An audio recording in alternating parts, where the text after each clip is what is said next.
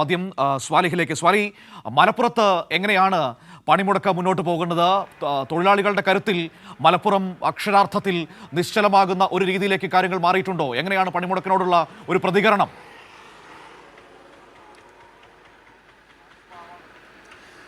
മനു, പൂർണ്ണമായും പണിമുടക്ക് പൂർണ്ണമായും മലപ്പുറത്ത് ബാധിച്ചിട്ടുണ്ട്. പൂർണ്ണമായും വാഹനങ്ങളൊക്കെ നിന്നിട്ടുണ്ട്. ചില സ്വകാര്യ വാഹനങ്ങൾ രാവിലെ മുതൽ റോഡുകളിൽ നമുക്ക് കാണാൻ കഴിയുന്നുണ്ട്.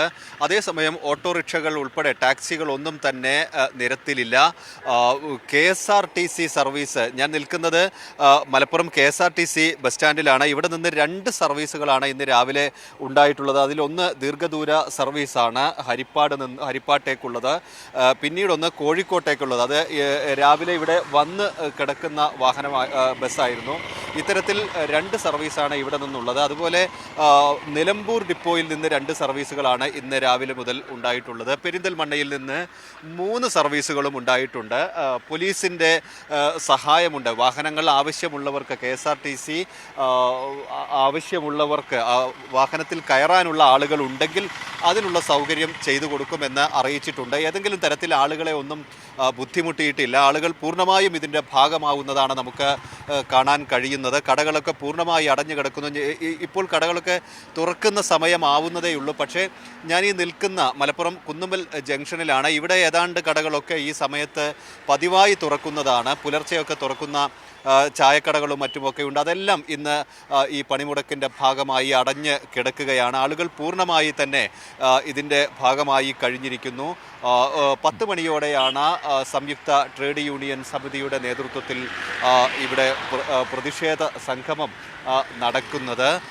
അതോടൊപ്പം തന്നെ KSRTC ബസ് സ്റ്റാൻഡിൽ വാഹനങ്ങളൊക്കെ ഏതാണ്ട് ഇന്നലെ രാത്രി തന്നെ നിർത്തിയിട്ടിട്ടുണ്ട്. സ്വകാര്യ വാഹനങ്ങൾ ഓടുന്നുണ്ട്. അത്യാവശ്യക്കാർക്കൊക്കെ ഓടാനുള്ള സൗകര്യമുണ്ട്. അതുപോലെ വിവാഹം പോലുള്ള ചടങ്ങുകൾ, നേരത്തെ നിശ്ചയിച്ച ചടങ്ങുകൾക്കൊക്കെ അനുമതി നൽകുന്നുണ്ട്. അതിനൊന്നും ആളുകൾ ആരും തടസ്സം നിൽക്കുന്ന ഒരു സാഹചര്യമില്ല. അതേസമയം തന്നെ പൂർണ്ണമായി ആളുകൾ ഈ ഒരു പണിമുടക്കിൻ്റെ ഭാഗമായി നിൽക്കുന്നത് നമുക്ക് കാണാൻ സാധിക്കുന്നുണ്ട്. മനു, തീർച്ചയായും ആ രീതിയിൽ മലപ്പുറത്തും പണിമുടക്ക് പൂർണ്ണമാണ് എന്ന് തന്നെയാണ് ഇപ്പോൾ നമുക്ക് ദൃശ്യങ്ങളിൽ മനസ്സിലാക്കാൻ കഴിയുന്നത്. KSRTC ബസ്സുകളൊന്നും വളരെ കുറച്ച് മാത്രമാണ് സർവീസ് നടത്തുന്നത്. 1-2 സർവീസുകൾ മാത്രമാണ് നടത്തിയത്. ഒപ്പം തന്നെ തൊഴിലാളി സംഘടനകളുടെ ഈ പണിമുടക്കിനോട് പൊതുസമൂഹവും ചേർന്ന് നിൽക്കുന്നത് കാണാൻ കഴിയുന്നു എന്ന് തന്നെ വേണം മനസ്സിലാക്കാൻ. സ്വകാര്യ വാഹനങ്ങളൊക്കെ വളരെ കുറച്ച് മാത്രമാണ് ഇറങ്ങുന്നത്. എന്നാൽ അത്യാവശ്യം ആർക്കെങ്കിലും എന്തെങ്കിലും ആശുപത്രി കേസോ അല്ലെങ്കിൽ വിവാഹം, മറ്റു കാര്യങ്ങളൊക്കെ, അങ്ങനെയുള്ള ചടങ്ങുകൾക്കൊന്നും തൊഴിലാളികൾ സംഘടനകൾ ആരും തടസ്സം നിൽക്കുന്നില്ല എന്നതും ഏറെ പ്രധാനപ്പെട്ട തന്നെയാണ്. കാരണം ഇത്തരത്തിലൊരു സമരം വരുമ്പോൾ അതിനെ അധിക്ഷേപിക്കാൻ അല്ലെങ്കിൽ അതിനെ പൊളിക്കാൻ വേണ്ടിയിട്ട് ഏറ്റവും കൂടുതൽ ഉപയോഗിക്കപ്പെടുന്ന ഒന്നാണല്ലോ ഈ പറയുന്ന അത്യാവശ്യ വാഹനങ്ങളെ തടഞ്ഞു എന്നൊക്കെ പറയുന്നുകൊണ്ടുള്ള വാർത്തകൾ. അത്തരത്തിലുള്ള സംഭവങ്ങളൊന്നും ഉണ്ടാകുന്നില്ല എന്നത് ഏറ്റവും പ്രധാനപ്പെട്ടത് തന്നെയാണ്.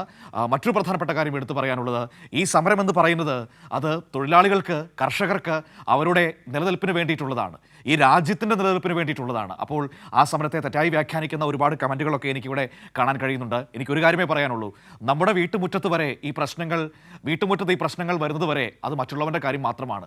നമ്മുടെ വീട്ടുമുറ്റത്തേക്ക് ഈ പ്രശ്നങ്ങൾ എത്തുമ്പോഴാണ് അത് നമ്മുടെ കാര്യമായി നമുക്ക് തോന്നുന്നത്.